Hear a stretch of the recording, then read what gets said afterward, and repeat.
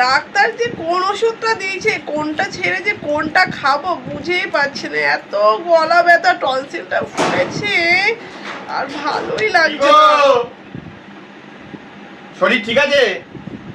হ্যাঁ শরীর ঠিক আছে, না মরে বেঁচে আছি। পাগলের পাগলির মতো মাথা ব্যথা কি খারাপ হয়ে গেছে? এরকম ভাবে কথা বলছো কেন ভর সন্ধ্যেবেলা? কি বলবো শুনি আমি? তোমাকে যে বললাম যে অফিস যাওয়ার আগে তুমি পুজোটা দিয়েছিলে। হ্যাঁ পুজো তো দিলাম। হ্যাঁ ভালো কথা। ধূপকাঠি জ্বালিয়েছিলে? হ্যাঁ জ্বালিয়েছিলাম। কি ধূপকাঠি জ্বালিয়েছিলে? মশা মারা ধূপ, যাতে মশা না কামড়ায় ঠাকুরকে। এ বাবা, মেন কথাটা আমি ওটা দেখতে পাইনি। মানে ওখানে তো ধূপকাঠি দাঁড়ানো, মানে ঠাকুর আসনে থাকেই ধূপকাঠি, ন্যাচারালি ওইটাই আমি জ্বালিয়ে দিয়েছি। আমি ভেবেছি ওটাই ধূপকাঠি, ভালো গন্ধ। এখন তো বুঝতে পারা যাচ্ছে না। আচ্ছা আচ্ছা, তাহলে অল আউটটা জ্বালিয়ে যেতে পারতে। এটা কি বলছো তুমি? হ্যাঁ তাহলে মশা কামড়াবে না। ঠাকুরকে কি মশা কামড়ায়? যেতে পারতে।